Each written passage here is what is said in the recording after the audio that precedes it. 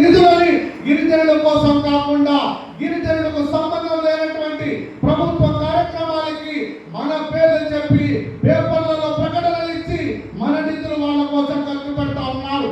అంటే గిరిజనుల నాయకత్వం లేదు, గిరిజనుల్లో ప్రశ్నించేటువంటి వాడు లేడు, గిరిజనుల్లో ఐక్యత లేదు. కాబట్టి మనం ఆడిందే ఆట పాడిందే పాటని ఇవాళ ప్రభుత్వాలు పార్టీలు అనుకుంటా ఉన్నాయి.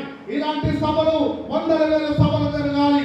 పెద్దలు చెప్పినట్టు ఒకరికి ఇద్దరు 10కు 100కు 1000 లక్షల మంది ఈ రాష్ట్రంలో మేము కూడా తేలికైన సిద్ధమైనటువంటి ఒక ఐక్యతని ఒక బలాన్ని ఇలాంటి జన సమీకరణ ద్వారా ఇలాంటి కార్యక్రమాల ద్వారా చూపించాల్సినటువంటి పరిస్థితి, నిరూపించాల్సినటువంటి పరిస్థితి ఇవాళ ఆసన్నమైందని కూడా నేను అడుగుతా ఉన్నాను.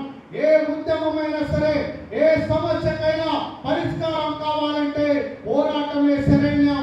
పోరాటం చేయకుండా, హక్కుల కోసం అడగకుండా, సమస్యల కోసం ప్రశ్నించకుండా నాకు ఎందుకు లేని అనుకుంటే మాత్రం ఈ జాతి ఎప్పుడు కూడా ఇలాగే ఉంటుంది. కాబట్టి అలా కాకుండా మనం కూడా ఒకరికొకరు తెలుసుకొని, మన సమస్యల్ని తెలుసుకొని మనమంతా కూడా చైతన్యవంతులై పార్టీలు ఏదైనా సరే, ప్రభుత్వాలు ఏదైనా సరే మన కోసం, మన సంక్షేమం కోసం ఎవరైతే పనిచేస్తారో అలాంటి ప్రభుత్వాలని మనం ఆశ్రయించాల్సినటువంటి అవసరం ఉంది. కాబట్టి ప్రియమైనటువంటి నా గిరిజన ప్రజలారా, ఇవాళ గిరిజనులకి రాజకీయ రిజర్వేషన్లే కాదు, ఇవాళ నిధులు కూడా మైదాన ప్రాంత గిరిజనులకి అక్కడ ఏజెన్సీలో ఎంత నిధులైతే ఖర్చు పెడతా ఉన్నారో మైదాన ప్రాంత గిరిజనులు కూడా జనాభా నిష్పత్తి ప్రకారం, ఇక్కడున్న జనాభా ప్రకారం ఆ డబ్బులు కూడా ఖర్చు పెట్టాలి.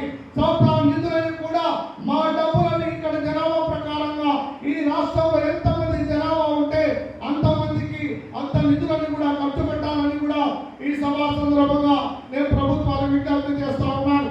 అంతేకాదు ఇవాళ ప్రభుత్వ రంగంలో మాత్రమే ఇవాళ రిజర్వేషన్లు ఇస్తా ఉన్నారు. ఇవాళ ప్రభుత్వ రంగంలో ఉద్యోగాలు లేక, ఉపాధి లేక ఇవాళ గిరిజన యువత ఇవాళ గొప్ప డిగ్రీలు, పిహెచ్డీలు చదువుకొని ఉద్యోగాలు లేక అనేక రకాల ఇబ్బందులు పడుతూ ఉన్నారు. ఇవాళ ప్రభుత్వ రంగమే కాదు, ప్రైవేట్ రంగంలో కూడా రిజర్వేషన్లు కల్పించాలని కూడా ఈ సందర్భంగానే ప్రభుత్వానికి నేను డిమాండ్ చేస్తా ఉన్నాను. అంతేకాదు ఇవాళ గిరిజన జాబితాలో ఇతర కులాలను చేర్చేటువంటి ప్రయత్నం కూడా ఇవాళ పాలకులు, ప్రభుత్వాలు, పార్టీలు ఇవాళ చెప్తా ఉన్నాయి. ఇవాళ గిరిజన జనాభా పెరిగింది, పెరిగిన జనాభా అనుగుణంగా అవసరాలు పెరిగాయి, వారికి ఉద్యోగాలు లేక, ఉపాధి లేక ఇవాళ గిరిజనులుగానే ఉన్నారు. నిజంగా ఈ పాలకులకి చిత్తశుద్ధి ఉంటే తెలంగాణ ప్రభుత్వం ఏదైతే 10% రిజర్వేషన్లని గిరిజనులకు విద్యా ఉద్యోగాల్లో కల్పించిందో ఆ రకంగా ఈ ప్రాంతంలో గిరిజనులకి ఆంధ్రప్రదేశ్ లో 10% రిజర్వేషన్లను కల్పించి విద్యా ఉద్యోగాల్లో అవకాశం కల్పించాలని కూడా నేను డిమాండ్ చేస్తా ఉన్నాను. కాబట్టి గిరిజనుల జాబితాలో బీసీలలో ఉండే బోయవాళ్ళని, ఒడ్డెరని చేరుస్తామని ఇవాళ అన్ని పార్టీలు చెప్తా ఉన్నాయి. రాజకీయాలలో ఆ పార్టీలో అధికారంలోకి రావడం కోసం గిరిజనులని ఇవాళ ఓటు బ్యాంకు రాజకీయాలకి ఇవాళ అన్ని పార్టీలు ఉపయోగించుకుంటా ఉన్నాయి. కాబట్టి ఏ పార్టీలైనా, ఏ ప్రభుత్వాలైనా గిరిజనుల హక్కులను కనుక కాలరాస్తే రాజకీయాలకు ఖచ్చితంగా గిరిజనులు అందరూ కూడా సంఘటితమై ఆ పార్టీలకి, ఆ ప్రభుత్వాలకి మన బలం ఏందో, మన యొక్క శక్తి ఏందో తప్పకుండా నిరూపించుకుంటామని కూడా ఈ సందర్భంగా తెలియజేస్తా ఉన్నాను. కాబట్టి ఈ సమావేశం ఇక్కడితో ఆగిపోకుండా ఇక్కడ వచ్చిన ప్రతి గిరిజనుడు 1000 మందికి సమానమై మన గ్రామాలలో, మన తాండాలలో, మన గూడాలలో మన ప్రజల చైతన్యం చేయాలి. ఇవాళ మా ప్రకాశం జిల్లాలో ఒంగోలు పట్టణంలో పేరం సత్యం గారి యొక్క నాయకత్వంలో ఒక మైదాన ప్రాంత గిరిజన సదస్సు జరిగింది. ఆ సదస్సులో వచ్చేటువంటి 29 ఎన్నికల్లో ఈ ప్రాంతంలో మన వాడు పేరం సత్యం లాంటి వాడు ఎమ్మెల్యే కావాలి, ఎంపీ కావాలని మన ప్రజలకు చెప్పాల్సినటువంటి అవసరం ఉంది. ఓట్లు మనవి, సీట్లని కూడా వాళ్ళవి. ఇవాళ మన ఓట్లేస్తే వాళ్ళ అధికారంలోకి వచ్చి ఇవాళ మన పేర్లు చెప్పి వాళ్ళు గొప్ప గొప్ప వాళ్ళుగా తయారవుతా ఉన్నారు. రాజకీయమైనటువంటి చదరంగంలో అధికారం ఎవరి చేతుల్లో ఉంటుందో వాడే ఈ సమాజాన్ని శాసిస్తాడు.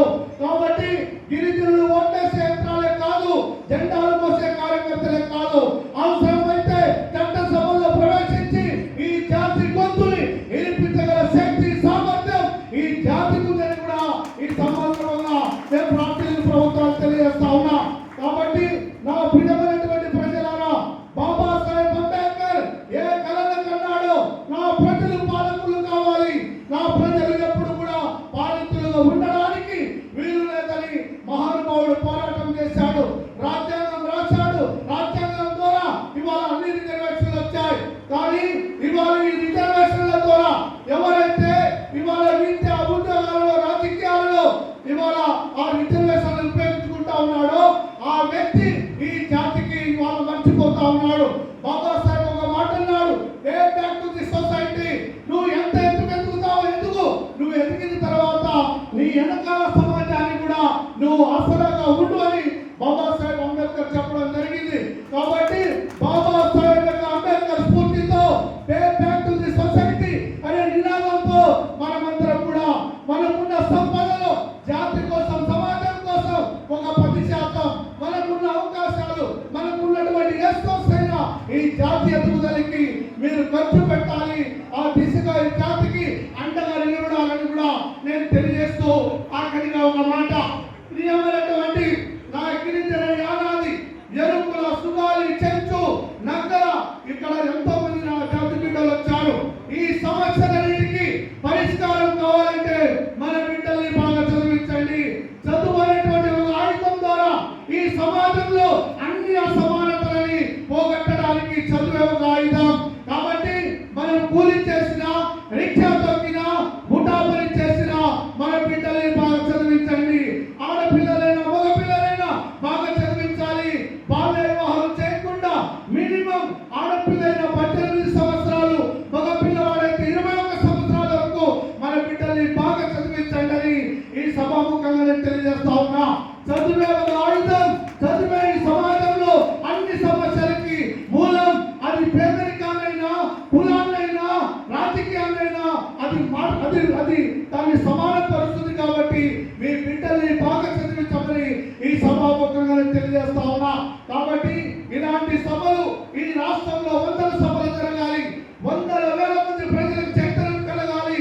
మనమందరం కూడా ఒక వేదికగా, పార్టీలకి అతీతంగా, సంఘాలకు అతీతంగా, రాజకీయాలకు అతీతంగా జాతి యొక్క శ్రేయస్సే పరమావధిగా భావించి, జాతి యొక్క ఆత్మగౌరవమే పరమావధిగా భావించి, ఎవరైనా రోహిత్ బాబన్న గారి నాయకత్వం కావచ్చు, అలాంటి వ్యక్తి ఎవరొచ్చినా వారి వెనకాల మనం వెళ్ళి ఈ జాతి గౌరవాన్ని, ఐక్యతని, బలాన్ని పెంచడానికి అందరూ కూడా ఒక్కొక్కడుగా ఒక్కొక్క సైనికుడు కావాలని ఈ సభగా ముఖ్యంగా తెలియజేస్తా ఉన్నా. గిరిజనులకి చాలా విరోచితమైన చరిత్ర ఉంది. నిజాం నవాబులకు వ్యతిరేకంగా, బ్రిటిష్ వాళ్ళకు వ్యతిరేకంగా ఎన్నో పోరాటాలు చేసిన జాతి గిరిజన ఆదివాసీ సమాజం. కాబట్టి ఈ సమాజానికి మన తర్వాత ఎవరైనా, కాబట్టి అలాంటి జాతి ఇవాళ అవసరాల కోసమో, భయంతోనో, బాధ్యతతోనో ఎక్కడికక్కడ ఒంటరిగా మనం ఎక్కడో సమాజానికి దూరమైపోతా ఉన్నాం. మనిషి జీవితమే అశాశ్వతమైనప్పుడు, మనిషి జననమే ఇది అశాశ్వతమైనప్పుడు ఈ జాతికి ఏ కష్టం వచ్చినా మన ప్రాణాన్ని సైతం త్యజించడానికి సైనికుల్లాగా ఉద్యమం చేయాలి, హక్కుల్ని అడగాలి. ఆ దిశగా మనం ముందుకెళ్ళాలని కూడా మరొకసారి నేను తెలియజేస్తూ, ఇవాళ ఈ యొక్క అవకాశం మీ అందరితో నా యొక్క ఆవేదనని, నా యొక్క భావాలని పంచుకునే అవకాశం కల్పించిన మన అన్న పేరం సత్యం గారికి మరొకసారి ధన్యవాదాలు తెలియజేస్తూ, ఇలాంటి నాయకులు జాతి కోసం ఏ పోరాటం చేసినా, వారు ఏ బాధ్యత ఇచ్చినా శిరస వహించి వారి మాటలే ఒక ఇదిగా భావించి జాతి యొక్క అభివృద్ధిలో, జాతి యొక్క ఐక్యతలో వారితో కలిసి నేను తప్పకుండా పనిచేస్తానని మరొకసారి సభాముఖంగా